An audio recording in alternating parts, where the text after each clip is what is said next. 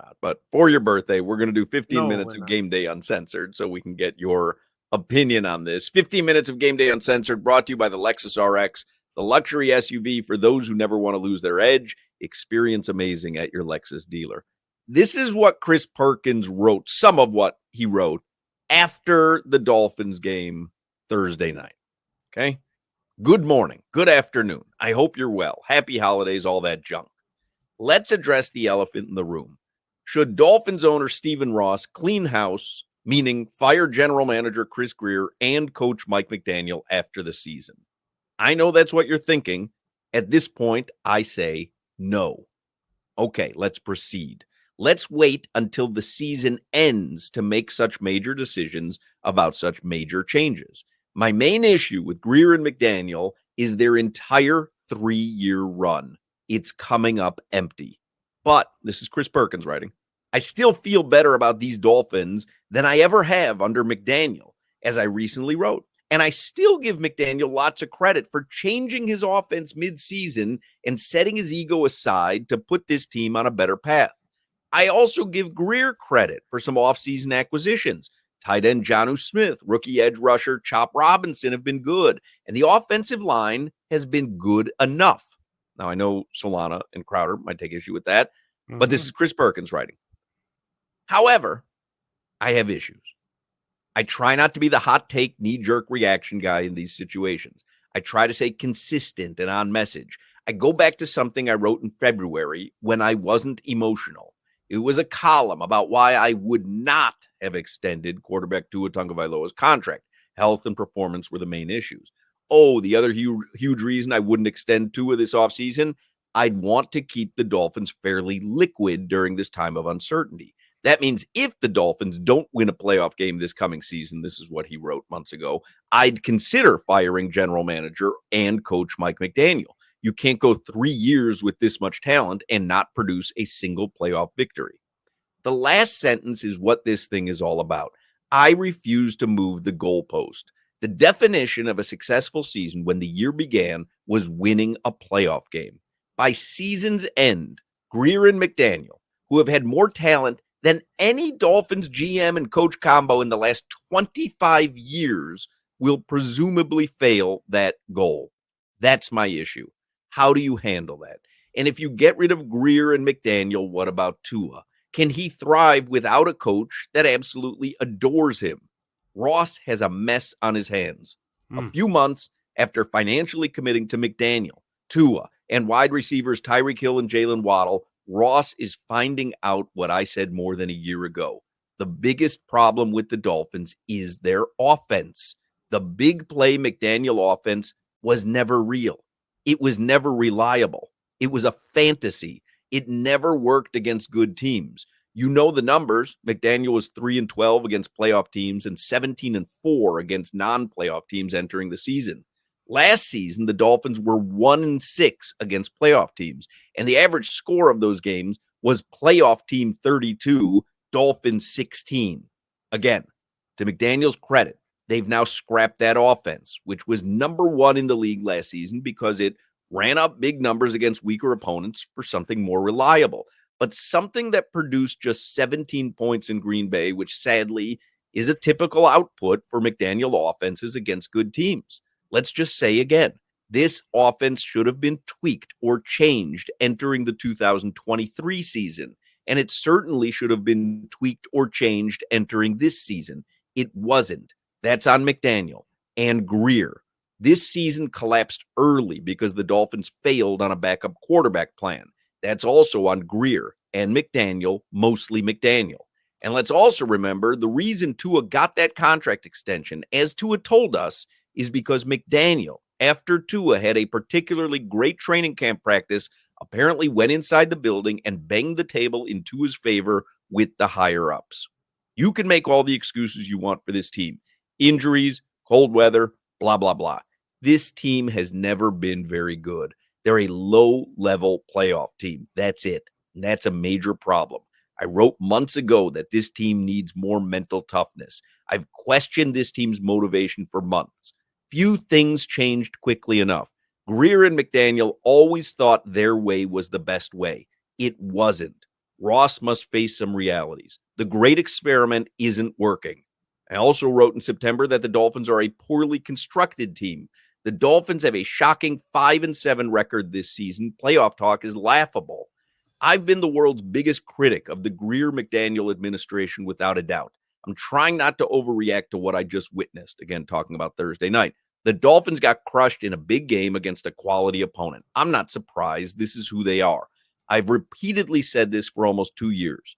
Regardless, I still think this team is on the best, healthiest path it's walked under the Greer-McDaniel administration. Is that enough to bring both back next season? If not, who are your top candidates to replace them? Would they embrace Tua? This thing is complicated, but let's see how the rest of the season unfolds. Chris Perkins makes a very good case for getting rid of McDaniel and Greer, and then pulls it back and says, let's not do anything rash. Let's wait until after the season. There has to be, especially if they don't go to the playoffs, and I would question to win a playoff game if they were to sneak in late. But there has to be some move. To his point, like you're the same team. You're a low-tier playoff team. You get to the first round and lose. What are you going to do from there? So I'm with him 100%.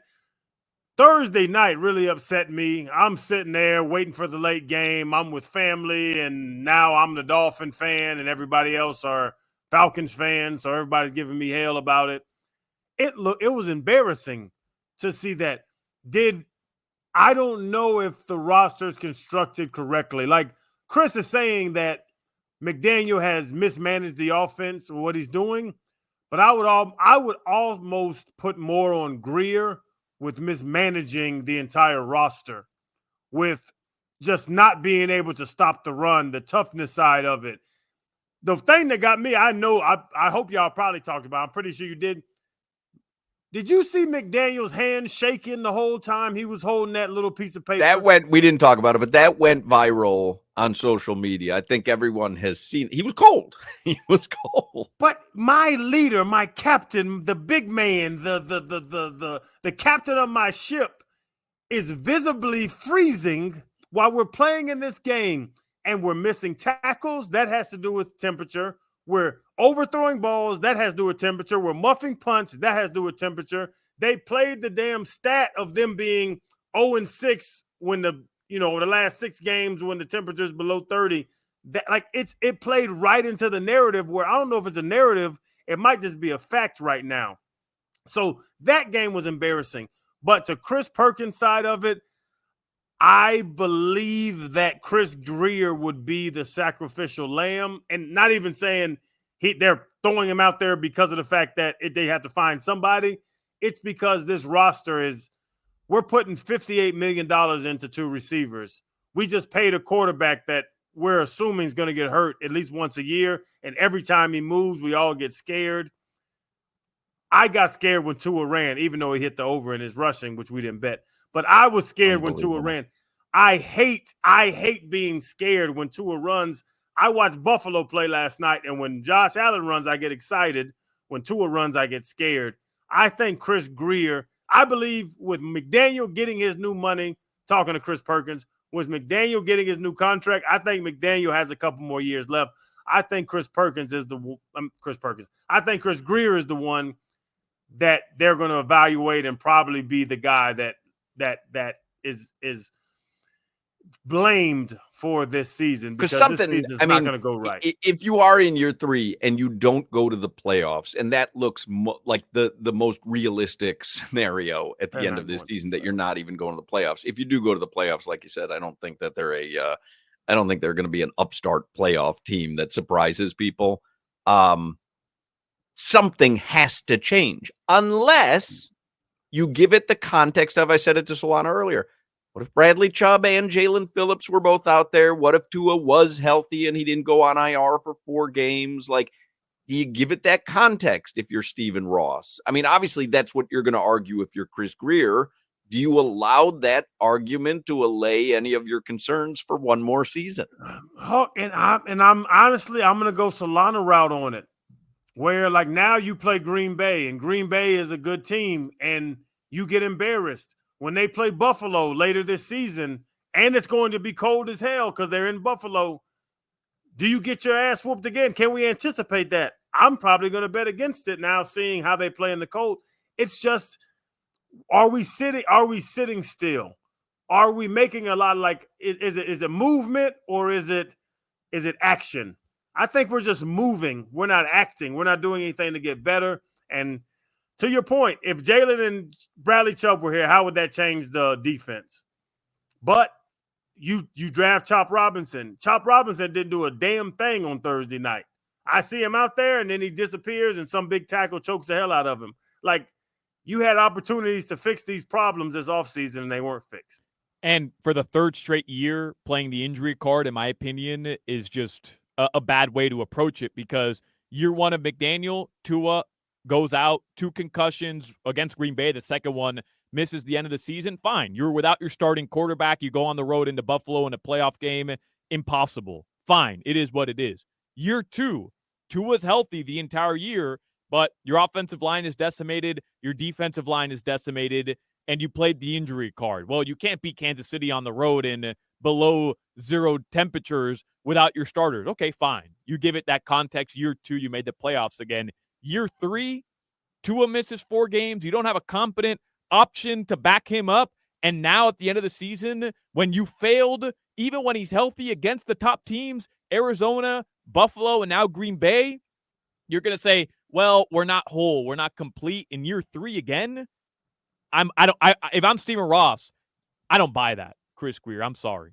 And to the point, the other thing too about Chris Perkins' article, when they said that Tua had 1 good practice and now Mike McDaniel went up and banged his little bitty fist on the table. His cold fist. He his little shivering cold fist on the table to get him more money. Whose decision is that? That's Chris Grier's decision. I don't give a damn how much your little chilly anemic fist wants to hit the table. You need to decide what quarterback you need to have and what money you want to put out.